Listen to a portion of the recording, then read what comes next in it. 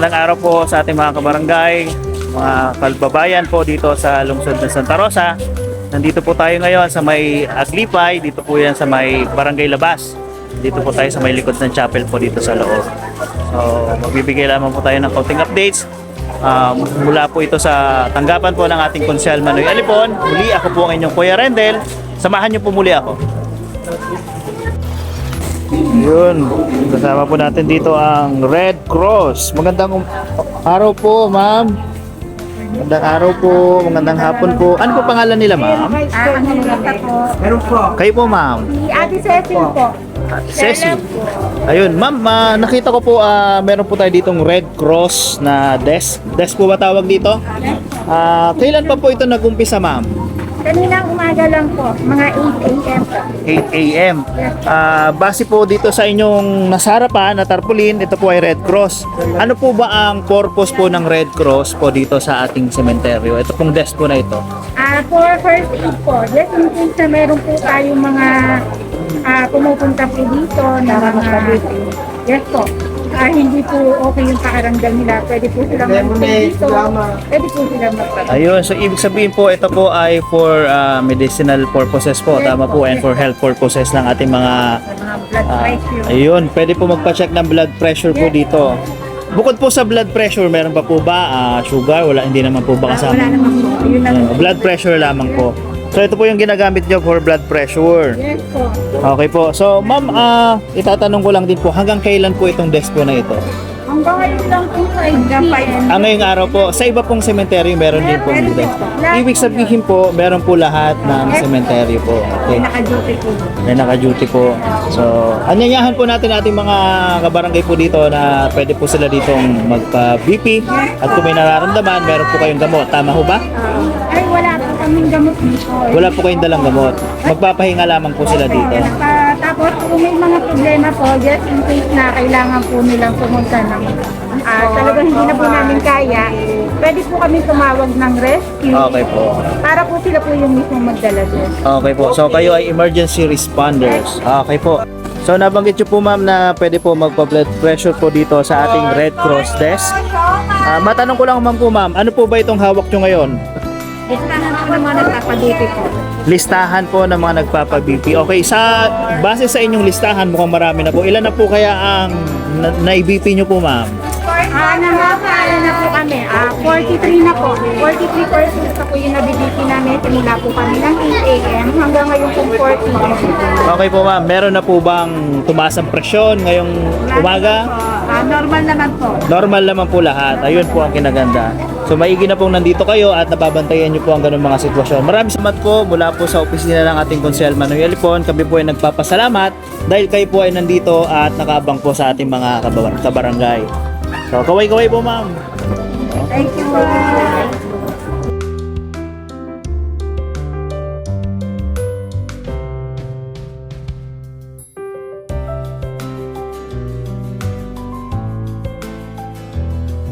Diba, ma'am?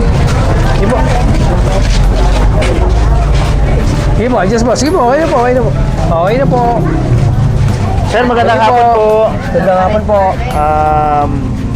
Maaari po ba kayong makapanayam ng maikling oras? Pasensya na po sa abala. Okay lang po. Ano po ang pangalan niyo, sir? Julius Albiar po. Saang departamento po kayo, sir? Public Order and Safety Office po, City Marshal. Ayun, so ito po ang maaari ko po ba kayong matanong? Ano po ang paghahandang ginawa ng Poso po para sa Undas 2025? Ang ginawa po paghanda ng aming opisina is since October 30 po, andito na po kami sa sementeryo para mapangalagaan po ang ating mga kababayan sa iba't ibang sakuna dito po sa ating lungsod. Bali, ilang araw po kayo dito mag-i-stay para magbantay at magbatsyag? October 30 po hanggang November 2. November 2. Okay po. Salamat, sir. So, kumusta naman po ang kooperasyon ng ating mga kababayan sa mga lituntunin ng seguridad at kalinisan po dito sa Aglipay?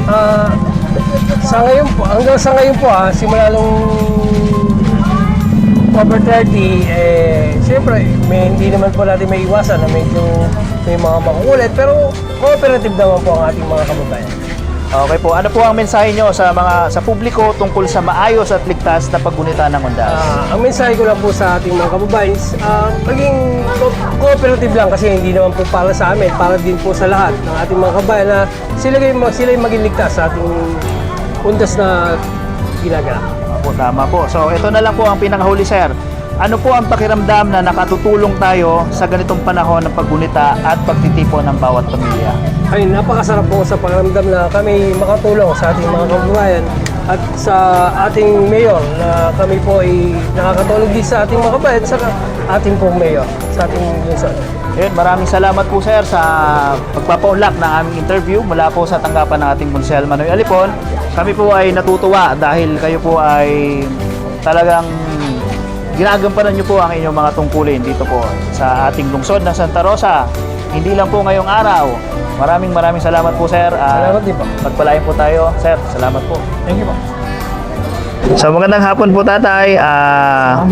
Maaari po bang malaman namin kung ano niyo po ang inyong pangalan? Danilo Dano po. Taga saan po kayo, tatay? Purok sa East. Saang barangay po kayo? Kaingin, Santa Rosa. Taga Kaingin lang po kayo. Okay po. Sino po ang dinadalaw po natin dito at pinagdarasal sa loob ng Gusto Aglipay? kapatid.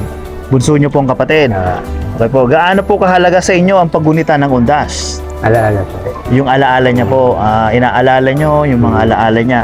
Okay po, nabanggit niyo na rin yung alaala. Anong alaala po kaya ang hindi niyo makakalimutan tungkol sa Yung namatay siya sa community ko. Yung nalagutan ng hininga. yun po yung hindi nyo makalimutan talaga. Ano po ba ang, matanong ko lamang po, ano po ba ang kinamatay ng inyong kapatid? Bumotok po yung bata sa uplo. Okay po. So, kami po ulit ay nakikiramay mula po sa opisina ng ating Konsehal Manoy Alipon. Pwede po bang matanong kung halimbawa, narinig niyo po itong video na ito, ano po kaya ang mensaheng gusto nyong iparting sa kanya? Okay. Sa kapatid nyo po? Sana bigyan pa ng mga matagal na buhay. Sana mga tatay na ko. Opo, so kalakasan at mahaba pang buhay ang hinihiling nyo po na sana samahan kayo habang kayo ay narito po. Ayun, magandang hapon po sa inyo, ma'am, mga sir, ate, kuya. Sino po ang pwedeng makapanayam? Ako na po. Ikaw na lang po. Sir, ano po ang pangalan po nila? Joselito Impisaw po. Pwede nyo po hawakan, sir. Sir Joselito, ano po apelido, sir? Impisaw. Taga saan po kayo, sir? Playa po, Playa Kanan, Procon. Lahat po kayo ay taga-aplaya? Okay po. Purok Uno. Malapit lamang po. Bakit nyo po dito naisipan sa Aglipay po kayo ito nga po na nakahimlay po natin mga kamahal sa buhay. Dito kasi kami nakabili ng lote, kaya dito na lang kami Okay nagsama-sama po. Bali, ilan po itong nakahimlay pong ating... Kung tututin, marami na, kumbaga, na. Ito na lang ang pinakabago. Marami na kaming naalam na. Ano po pangalan niya, nanay? Ako ate. Po? Rose. Rose, ayun. Pangalan Magkamag-anak po, ano po? Apo. Anak na magpipinsang buo po. Okay po, matanong ko lamang po, sino po ang binibisita nyo ngayon at ano po ang pinakamagandang alaala nyo po sa kanya? Sa amin po, lahat na po nandito, mga ninununuan po, nanay, lolo, tatay, mga kapatid, pinsan, nandito na po lahat. Kaya dito po yung pinagsasama-sama namin, lahat po kami dito. Taon-taon naman po kami nandito. Ay, gaano po kahalaga sa inyo ang paggunita ng undas? Siyempre po, para sa amin, importante po yun kasi andito ba yung mga mahal namin sa buhay. Ito na lang kami ang pagkakataon na makakasama namin yung mga namatay na. Opo. At nakita ko nga po parang kumpleto po kayo ngayon dito. Eh, kulang pa. May paparating pa po Meron pa. ngayon. So ano po ang inyong panalangin para po sa inyong mga mahal sa buhay na nakahimlay po dito? Sana ay nasa maganda silang kalagayan kung nandun sila sa kabilang buhay. At sana maging panatag sila doon. Opo, matanong ko na lamang din po. Kamusta po kaya ang daloy ng tao dito at seguridad dito po sa loob ng sementeryo? Okay naman po yung seguridad kasi kompleto naman po. Tsaka kami nag-iikot po. At saka yung, kukunti pa naman tao kaya medyo maluwag po siya. Ayun, so, opo, kaya kampante po tayo, ano po, Opo, na wala pong mangyayaring masama o sakuna. Totoo naman po, wala po dito sa amin. Sa Aglipay, ano po? Opo. Bali, ano po ang mensahe niyo po sa mga kababayan natin na hindi pa po nakakapunta po dito sa Aglipay? Siguro yung iba kaya Yung iba kasi minsan gabi na dumadagsang tao dito. Opo. Bago yung iba, nagpapabukas na dami, medyo malutong talaga. Opo. So, ina-advise nyo po na pumunta mamayang gabi o bukas po? Kung kaya po nila pumunta, pumunta po. Pero kung hindi naman po, Lalo na yung may edad. Mahirap pagsiksikan eh. Oo nga Lalo po, na opo. pag dumami tayo. Pero medyo marami na po ngayon tao oo, eh. basta ganito na parang po, kumakapal na po yan hanggang gabi. Traffic na nga ako sa labas eh. Pasensya na po at naabala ko ang inyong Okay lang po, handa. okay lang po. May birthday po ba o Wala po. talagang nakikita Kahapon lang? no, yung patay. Opo, kasi yung isa ko na interview kahapon doon naman sa Burol, birthday naman. Kaya Yung sila. kahapon, may birthday yung kahapon. Ayun. Yun, bagong patay, ayun lang po. Kami po ay nakikiramay at gayon din ay masaya po kaming nakikita na kayo ay nagkakabuklod para sa araw na ito. Taon-taon naman po kami, lagi po dito, nagdadala ng mga pagkain para salo-salo na rin ulit. Magandang hapon po ate. Maaari po ba kayong makapanayam? Okay po. Ano po ba ang pangalan ninyo Jennifer ate? po. Jennifer. Ate Jennifer, ano po ang pangalan ng inyong tindahan? Rowena. Rowena Store. Dito po yan sa tapat ng Bainosa Family. Dito lamang po sa may Bukana. Kumusta po ang daloy ng mga tao ngayong undas? Okay naman sir, pero mas marami last year. Okay po, paano po ba nakakatulong sa inyo ang ganitong panahon sa kabuhayan? Kumikita kasi kami pag-araw ng undas. Po, mas okay yung po ang benta. kita. Yun. O kasi marami po ang Ako, pumupunta. maraming tao kasi. Ano po ang may papayo nyo sa mga bisitang nagdadala ng basura o pagkain sa loob ng sementeryo?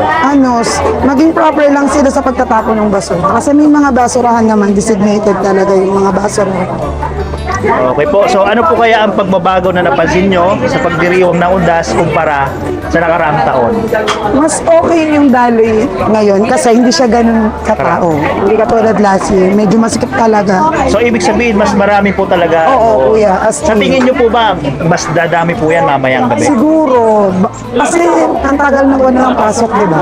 Siguro iba late na or baka maybe rin, baka sa bahay nagtire. Okay po. So ate, yun lamang po. Maraming salamat po Okay mula po. sa tanggapan po ng ating Konsel Manoy Alipon.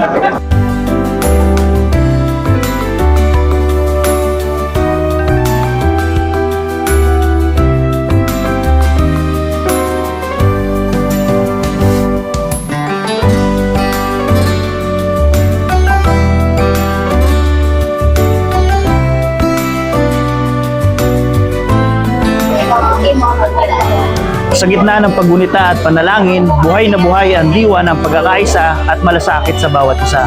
Sama-sama nating ipagdasal ang kaluluwa ng ating mga mahal sa buhay at manatiling ligtas, disiplinado at mapagmalasakit sa kapwa. Ingat po mga kabarangay. Mula po sa tanggapan ng ating Konsel Manoy Alipon, ito po ang inyong Kuya Rendel, nag-uulat.